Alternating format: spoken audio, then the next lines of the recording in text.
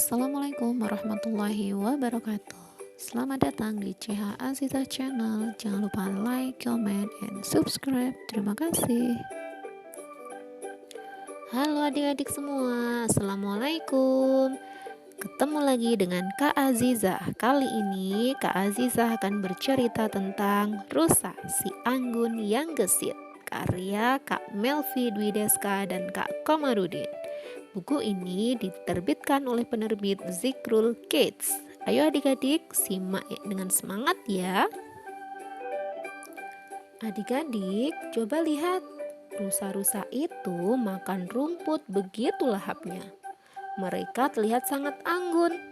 Mereka sangat cantik dengan bulu berwarna coklat yang mempunyai totol-totol putih di seluruh tubuhnya. Si anak-anak rusa sedang berlarian ke sana kemari di antara rusa-rusa dewasa.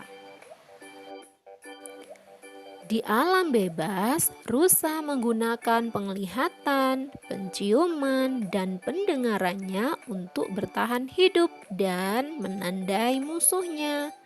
Namun, mereka sering lengah saat sedang makan. Mereka tidak menyadari kedatangan musuh sehingga mereka sangat mudah untuk dimangsa. Saat dikejar pemangsa, rusa mampu berlari gesit.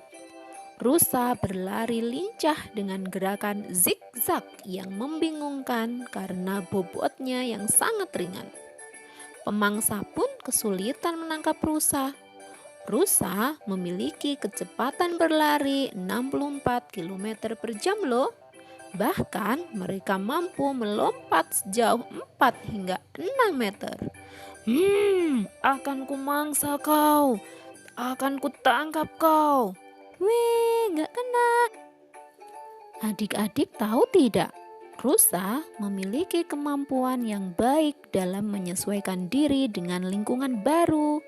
Selain itu, rusa juga memiliki daya tahan yang baik terhadap cuaca dan kondisi yang buruk. Itulah sebabnya rusa dapat kita temukan di berbagai belahan bumi. Dalam Al-Quran surat Al-Ma'idah ayat 1, Allah menjelaskan tentang hewan-hewan ternak yang halal dimakan.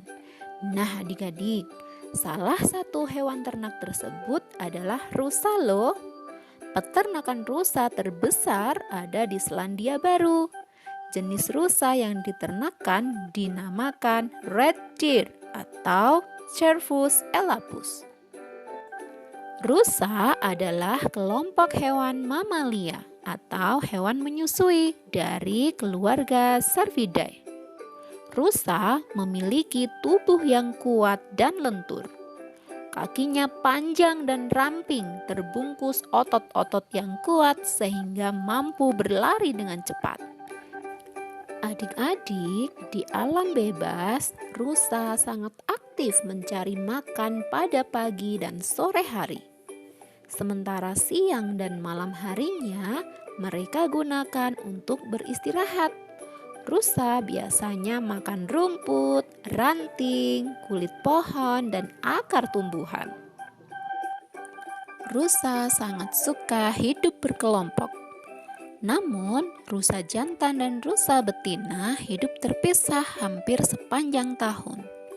Saat musim kawin tiba, kelompok rusa jantan akan bergabung dengan kelompok rusa betina. Di daerah yang beriklim panas, musim kawin terjadi sepanjang tahun. Di daerah yang beriklim dingin, perkawinan berlangsung pada musim gugur. Rusa-rusa jantan akan bertarung untuk berebut kepemimpinan dan mendapatkan kelompok rusa betina. Rusa jantan yang menjadi pemenang akan mengusir pesaing-pesaingnya, lalu mengawini kelompok rusa betina tersebut. Rusa jantan akan meninggalkan rusa betina setelah musim kawin berakhir.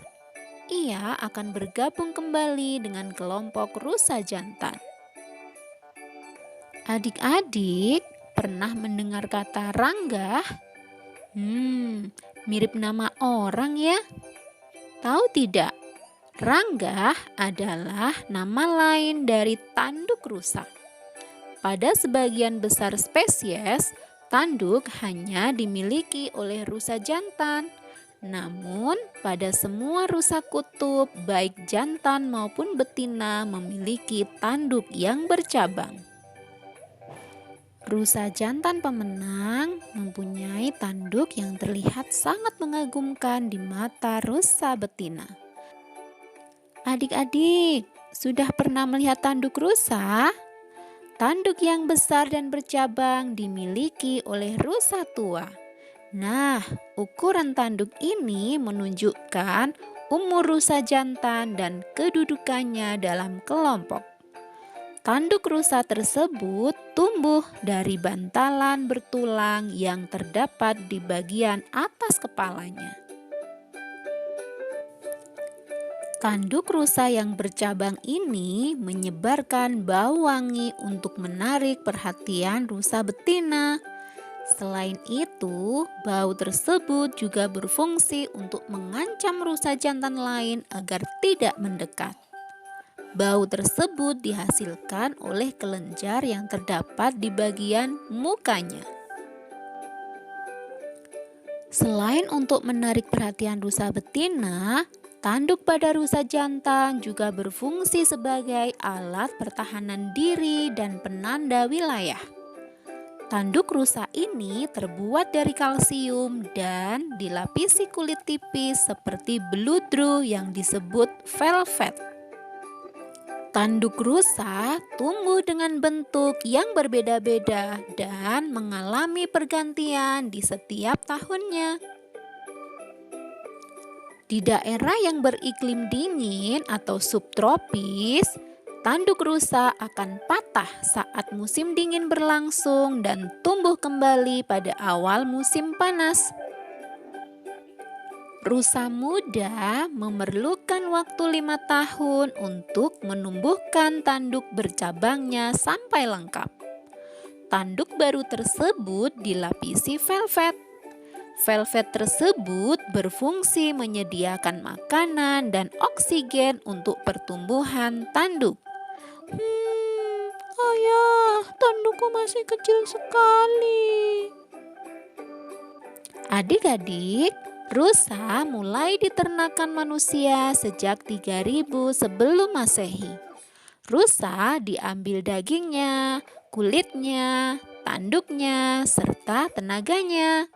Tenaga rusa digunakan untuk mengendarai sledge atau kereta luncur. Wah, fungsinya sama ya kalau di Indonesia seperti kuda sebagai penarik gerobak atau penarik andong. Rusa termasuk hewan yang dapat berkembang biak dengan baik. Seekor rusa betina dapat melahirkan 1 hingga 2 ekor anak setiap tahunnya. Masa kehamilan rusa betina berkisar antara 5 sampai 10 bulan. Adik-adik tahu tidak? Anak rusa dapat berlari 5 menit setelah dilahirkan loh. Namun mereka belum mampu mengikuti induknya.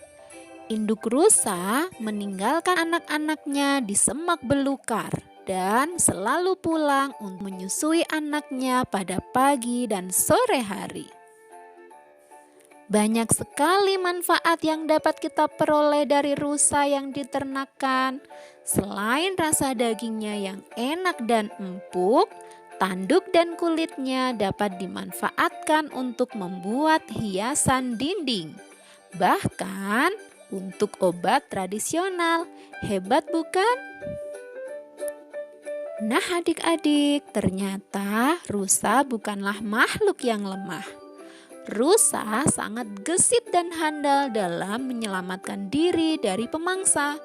Selain itu, banyak sekali manfaat yang diberikan rusa untuk kehidupan manusia.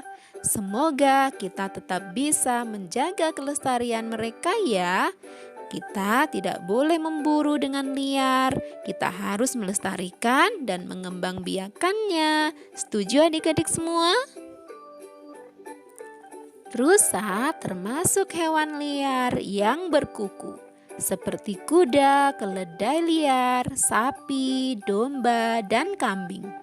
Para ulama sepakat bahwa rusa termasuk at-thayyibat, yang baik-baik, yang boleh dimakan. Di beberapa tempat, rusa sudah mulai diternakan untuk diambil dagingnya. Dengan demikian, kelestariannya di alam bebas tetap terjaga. Rusa halal dimakan selama proses penyembelihannya sesuai dengan syariat Islam. Nah, itu adik-adik cerita tentang rusa, si anggun yang gesit. Nanti adik-adik bisa menceritakan kembali kepada ayah bunda tentang kelebihan-kelebihan rusa. Kak Azizah pamit ya. Nantikan cerita-cerita Kak Azizah selanjutnya. Wassalamualaikum warahmatullahi wabarakatuh.